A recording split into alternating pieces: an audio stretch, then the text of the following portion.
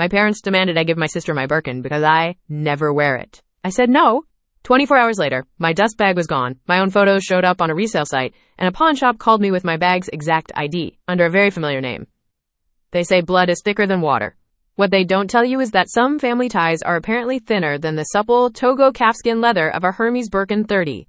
The color is étain, a perfect smoky gray that shifts with the light, complemented by gleaming palladium hardware. It's not just a purse. It's a piece of art, a sculpture of leather and metal that represents something I never thought I'd have. Tangible success. My name is Ava, I'm 3, and for the better part of a decade, my life has been a relentless grind. I'm a model and a social media influencer, or a KOL, a key opinion leader as they call it in the industry. It sounds glamorous, and sometimes it is. There are flashing lights, sponsored events, and beautiful clothes.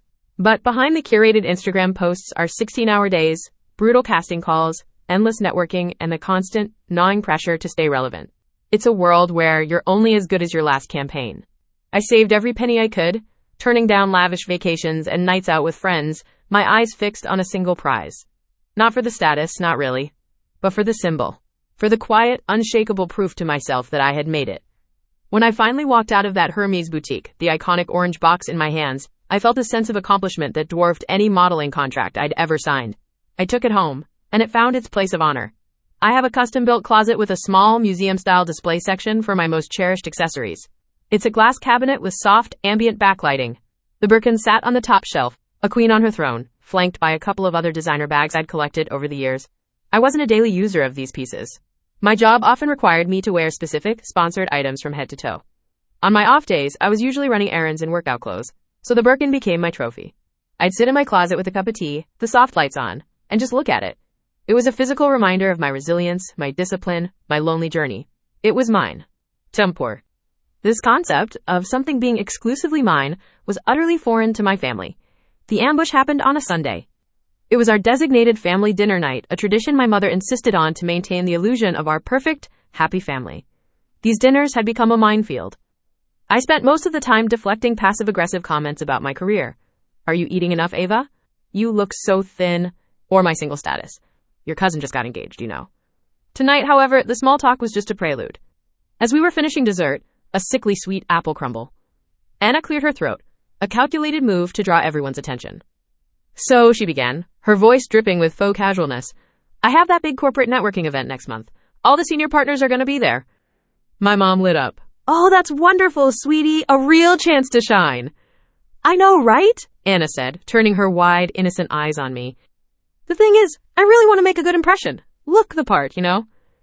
And I was thinking that gray bag you have, what's it called? The Birkin. I placed my fork down, my appetite vanishing instantly. No, Anna.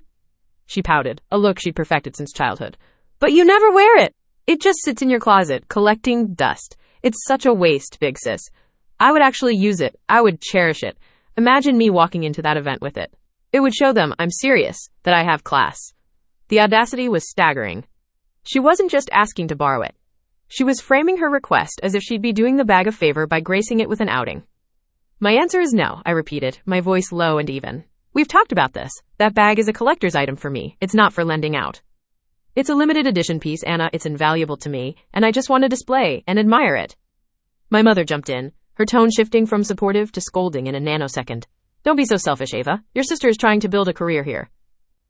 This is important for her future. She needs to build her image with her colleagues. Who knows? She might impress a senior boss and change her life. What good is the bag doing sitting in your dark closet? Let her borrow it. It's just for one night. It's never just for one night, I shot back, the memory of my grandmother's necklace flashing in my mind. And it's not selfish to want to protect my own property. I worked for years to afford that bag. It's not a communal accessory. My father, who had been silent until now, chimed in with his usual, infuriatingly simplistic wisdom. Honey, we're a family. Family share. It's just a purse. You're making this into a much bigger deal than it needs to be. It's a big deal to me. My voice was rising now, frustration boiling over. It's about respect. Respect for my hard work, respect for my boundaries, the ones I made perfectly clear a year ago. The atmosphere turned glacial. Anna's eyes welled up with tears. The nuclear option. I thought you'd want to help me, she whispered, her voice cracking. My parents looked at me, their faces a mask of disappointment and anger. Look what you've done, my mother hissed. You made your sister cry. I pushed my chair back from the table. I'm done. This conversation is over. The bag is not leaving my closet. The final answer is, and will always be, no. I grabbed my keys and walked out, leaving the sound of Anna's theatrical sobs and my parents' angry muttering behind me. As I drove home, my hands shaking on the steering wheel, my phone buzzed with texts. From Mom, you are incredibly selfish and heartless, Ava. You should be ashamed. From Dad, your mother is very upset. You owe your sister an apology. I threw my phone onto the passenger seat. I wasn't just angry. I was hurt. They didn't see me. They didn't see my hard work or my reasons. They only saw Anna's wants and me as the obstacle. That night, I locked my bedroom door, a feeble gesture of security in a house I suddenly didn't feel safe in. But I had no idea how right that feeling was. The dinner wasn't the main event. It was the reconnaissance mission. About Anna, my younger sister. At 26, she is the family's princess in their fairy tale. While I was fighting for my career in a cutthroat city, Anna was at home, coasting on charm and our parents' boundless indulgence. She's not a bad person at her core, I don't think, but she's been wrapped in so much cotton wool her entire life that she's developed a breathtaking sense of entitlement. In her mind, the world and everything in it is a communal resource pool from which she can freely draw, especially my things. Growing up, it was my clothes, then my makeup. As we got older, it was my car, which she'd borrow and return with the gas tank on empty and a new scratch on the bumper. The pattern was always the same. She'd take something without asking, I'd get upset, and my parents, Helen and Richard, would swoop in to mediate, which was their code for make the older sister give in. She's your sister, my mom, Helen, would chirp. What's the big deal? You have so many nice things, why can't you share with her? My dad, Richard, would add, his voice thick with disappointment. The final straw had been about a year ago. I owned a beautiful, vintage Chanel necklace passed down from our grandmother. It was one of the few things she left specifically to me. Anna borrowed it for a party, and it never came back. She claimed she lost it. I knew she'd probably sold it or traded it. When I confronted her, she burst into tears, and my parents, as always, took her side. They accused me of being materialistic and ungracious. That was the day I drew a line in the sand. I sat them all down and said, calmly but with a steel I didn't know I possessed, from now on my belongings are off limits. Do not borrow, do not take, do not even ask. What is mine is mine. This is not a negotiation. It created a chill, but I thought they finally understood. I thought the boundary was clear. But a boundary is only as strong as the respect people have for it. And, as I was about to find out, my family had none. The Birkin, sitting pristinely in its glass case, wasn't just a bag to Anna. It was the ultimate prize. The final frontier of my possessions she had yet to conquer. And she had been biding her time. The next 24 hours felt like a slow-motion car crash. The morning after the disastrous dinner, I didn't have time to dwell on the fight. I had a major photo shoot for a new campaign, one of those grueling all-day affairs that demand every ounce of your energy. I was out of the house before sunrise, the argument with my family pushed to the back of my mind by the immediate pressures of work. The day was a whirlwind of wardrobe changes, bright lights, and forced smiles. It was exhausting but productive, and by the time we wrapped, it was nearly 10 p.m. I drove home through the quiet city streets, tired, but with the familiar satisfaction of a hard day's work behind me. All I wanted was a hot shower and my bed. I walked into my apartment, dropped my keys on the counter, and went straight to my closet to hang up the clothes I'd worn. As a little ritual after a long day, I often glanced at my display case, a quick look at the prize that made all the hard work feel worth it. My eyes went straight to the top shelf, and my world tilted on its axis. The space was empty. For a second, my brain refused to process it. I blinked, expecting the smoky gray leather to materialize, but there was nothing. Nothing but the soft, cream-colored dust bag I used as a base for it to sit on, now lying flat and depressingly empty. My heart didn't just drop, it plummeted. A cold, sharp panic sliced through me, so intense it made me gasp for air. I tore the closet apart. I ripped clothes off hangers, pulled out shoeboxes. My movements frantic, desperate. Maybe I'd moved it? Maybe in a fit of post-dinner paranoia I'd hidden it somewhere safer and forgotten? But I knew. Deep down I knew. It was gone. My first call was to Anna. It went straight to voicemail. I called my mom. She answered on the third ring, her voice clipped and cold. What do you want? The Birkin is gone, I said, my voice shaking. It's missing from my closet. Did Anna come over this morning? Does she have it? There was a pause, a beat of silence that stretched for an eternity. I have no idea what you're talking about, she said, but her tone was hollow, unconvincing. Maybe you misplaced it. You're always so disorganized. Mom, don't lie to me, I screamed, the panic turning to white-hot rage. Did you give her a key? Did you let her in? You are being hysterical over a stupid bag, she snapped. I have to go. And she hung up.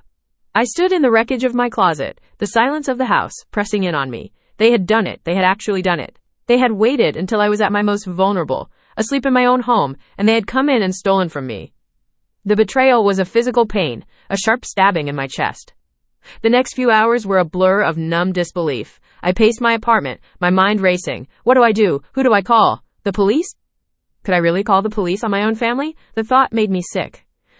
Then, around 2 p.m., my phone buzzed. It was a message from my friend Qley, a fellow fashion lover with an eagle eye for luxury goods. The message contained a single link. Below it, she wrote, "Hey, is this yours? Weird listing. Why are you selling it so cheap?" My finger trembled as I tapped the link. It took me to a high-end resale website, a place where collectors bought and sold rare pieces. And there it was, my Birkin. There was no doubt. The perfect Atane color, the gleaming palladium hardware.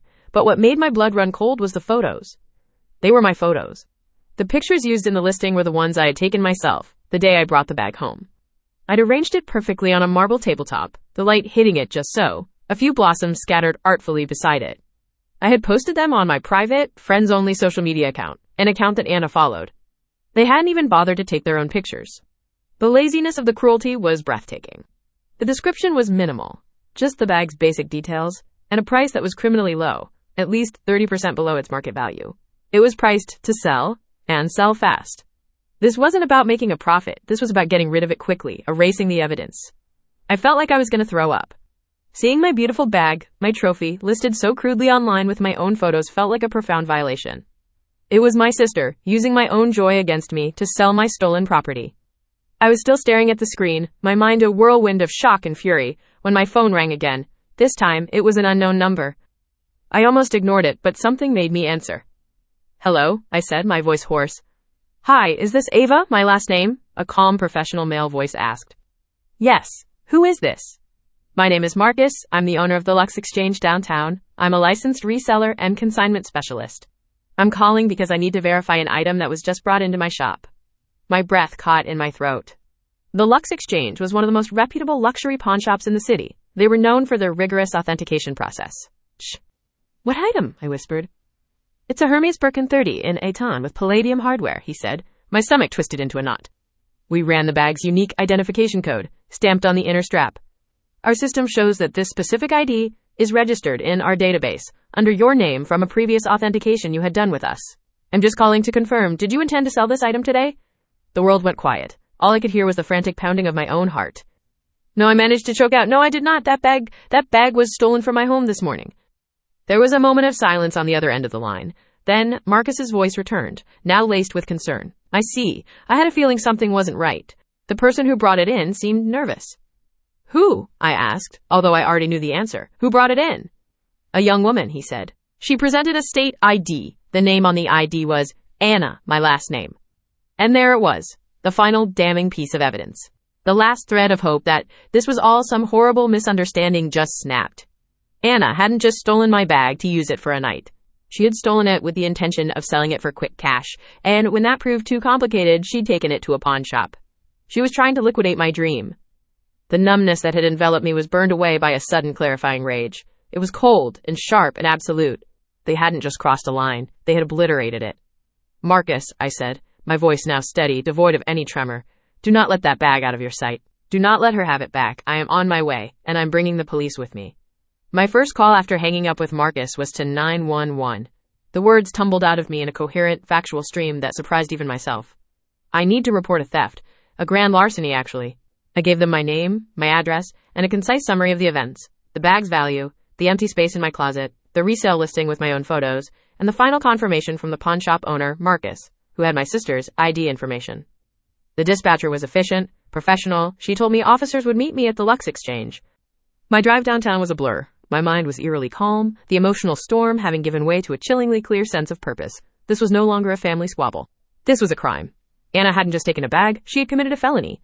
My parents hadn't just enabled her, they were accessories. The fog of familial obligation that had clouded my judgment for years had finally, violently, dissipated. When I pulled up to the shop, 2 police officers were already there, speaking with a man I assumed was Marcus. He was distinguished, with silvering hair and a sharp suit, and he gave me a sympathetic nod as I approached.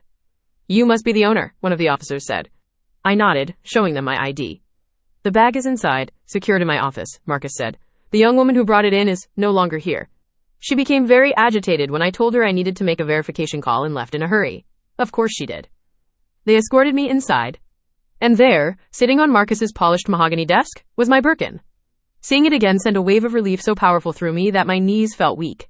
But the relief was immediately followed by a fresh surge of anger. This beautiful thing, which I had worked so hard for, had been hawked around the city like a piece of stolen junk. I provided the officers with my original proof of purchase, the authentication certificate, and showed them the resale listing on my phone. They took pictures, wrote detailed notes, and treated me with a quiet professionalism that was a stark contrast to the emotional chaos of my family. I formally identified the bag, and after a mountain of paperwork, it was released back into my custody. Holding it again felt like reclaiming a piece of my own soul. As I was giving my final statement, my phone began to buzz incessantly. It was my mother. I ignored it. It buzzed again. My father. I ignored that too. Then came the barrage of texts. Voicemails. A relentless digital assault. Walking out of the shop, the Birkin safely buckled into my passenger seat. I finally answered my mother's call and put it on speaker for the officers to hear. The voice that erupted from the phone was not my mother's. It was a shrieking, unrecognizable banshee. "What have you done, Olivia? What in God's name have you done?" "I'm getting my stolen property back, Mom," I said, my voice like ice. "You called the police? On your own sister?" she screamed. "Are you insane? You're going to ruin her life. You're going to destroy this family, all for a stupid, ugly, overpriced bag." "She's the one who stole it," I said calmly. "She's the one who tried to sell it." Then my dad got on the line. "You listen to me," he roared. "You are going to go back in there and you are going to drop these charges right now. Anna is a good kid. She made a mistake. You're tearing this family apart. Do you hear me? You are selfishly tearing this family apart." The officer next to me raised an eyebrow. I looked at him, then back at my phone. The venom, the utter lack of apology, the immediate reflexive defense of Anna and the condemnation of me. It solidified everything. "No," I said, my voice ringing with finality. "I'm not dropping anything. You brought this on yourselves." I hung up before they could respond and handed my phone to the officer. "I believe you'll want to log those calls as evidence of witness intimidation." He nodded grimly. The drive home was silent. My parents continued to call over and over, their names flashing on the screen like a warning siren. I didn't answer. When I got back to my apartment, I placed the Birkin back in its spot in the display case. It looked exactly the same, but something had fundamentally changed. It was no longer just a symbol of my success. It was now a symbol of my liberation. The fight wasn't over. I knew it was just beginning. But for the first time in my life, I wasn't afraid. I had chosen myself, and I was ready for whatever came next. A few days later, the official process began. The police, armed with Anna's ID information from Marcus and my testimony, brought her in for questioning. Given the value of the Birkin, which easily tipped it into the category of grand larceny, a serious felony, this wasn't a slap-on-the-wrist situation. Faced with the evidence, Anna crumbled. She confessed to everything.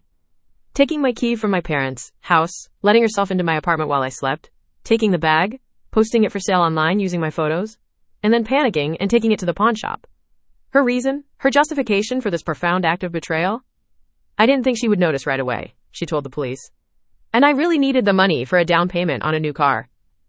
It wasn't about impressing a boss. It wasn't about borrowing it for a night. It was a cold, calculated theft for personal gain. She had looked at my hard-earned success and decided it would look better as a new Lexus in her driveway.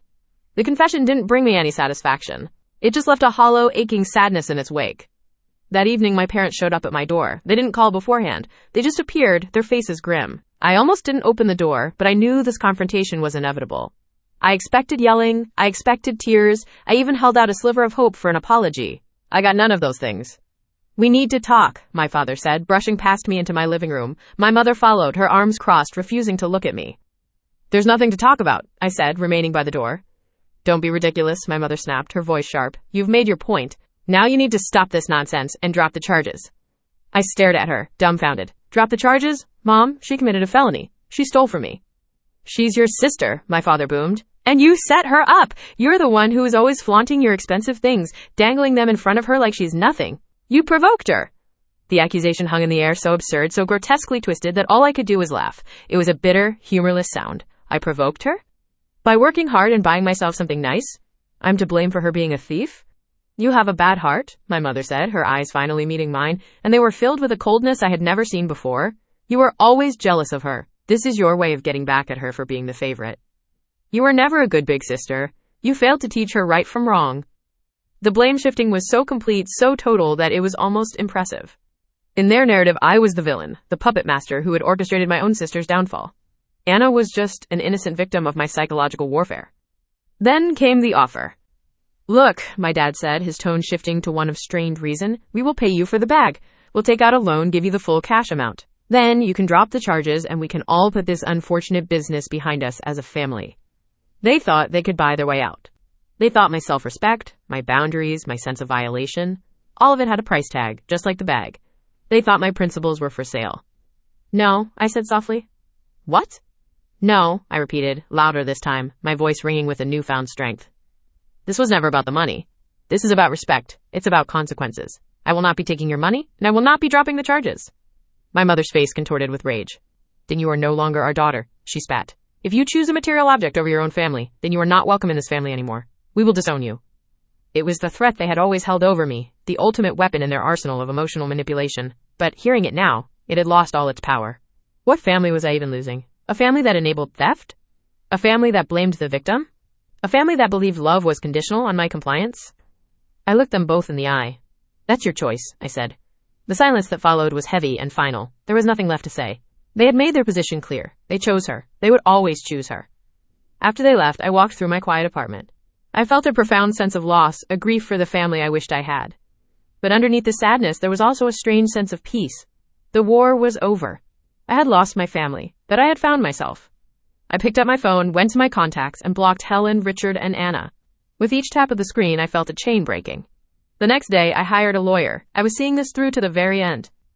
2 weeks later, we were in court. It was a sterile, impersonal room that felt a million miles away from our family's dinner table.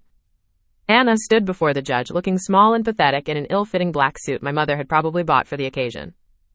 My parents, Helen and Richard, sat in the front row, glaring daggers at me. They looked at me as if I were the one on trial. Given that it was Anna's first offense and she was young, the judge was lenient. She avoided jail time, which was a relief to a small part of me that still remembered the little girl I grew up with. But she did not walk away unscathed. The verdict came down: 2 years of probation, 200 hours of community service, and a permanent mark on her record. A felony conviction. That last part was the real sentence. It would follow her, affecting her ability to get certain jobs, to rent apartments, to live the easy, charmed life she had always taken for granted. Furthermore, the court ordered her to pay me back for all of my legal fees, plus an additional sum for emotional distress. It wasn't a huge amount, but it was a legally mandated acknowledgement of the damage she had caused. After the proceedings, I walked out of the courthouse alone. I didn't look back. In the days that followed, my parents launched a new campaign, this time through our extended family. My phone started ringing with calls from aunts, uncles, and cousins I hadn't spoken to in years. The messages were all the same. They're devastated, my aunt told me. You've won, Ava. You got what you wanted. Isn't it time to be the bigger person and forgive and forget? You've taught her a lesson, a cousin said. Now you need to let them back in. Family is forever. Some relatives, to their credit, took my side. They'd seen the dynamic for years and told me they were proud of me for finally standing up for myself. But many others saw me as cold, cruel, and unforgiving. They saw a broken family and decided I was the one holding the hammer. I stopped answering their calls too. I had gone full no contact. The silence was lonely at first, but it was also clean. It was a space free of guilt, manipulation, and blame. It was a space where I could finally breathe. So here I am now. Am I sad? Yes, of course. There's a part of me that mourns the loss of my family, the loss of the idea of them. I lost my mother, my father, my sister. That's a heavy price to pay. But do I regret it? Not for a single second. I learned a brutal but necessary lesson. I learned that boundaries are not suggestions. They are essential for survival. I learned that sometimes the people who are supposed to love you the most are the ones least capable of respecting you. And I learned that you have to be willing to walk away from a love that demands you diminish yourself. The Birkin still sits in its glass case. It's no longer just a trophy of my professional success. It's a monument to my personal strength. It's a constant, quiet reminder that my work, my property, my feelings, and my boundaries have value. It reminds me that self-respect is not selfish. And it reminds me that no one, not a sibling, not a parent, not anyone, has the right to take that away from me. They can call me heartless. They can call me cruel. But I know what I am. I'm a woman who finally learned her own worth. And that is more valuable than any handbag in the world.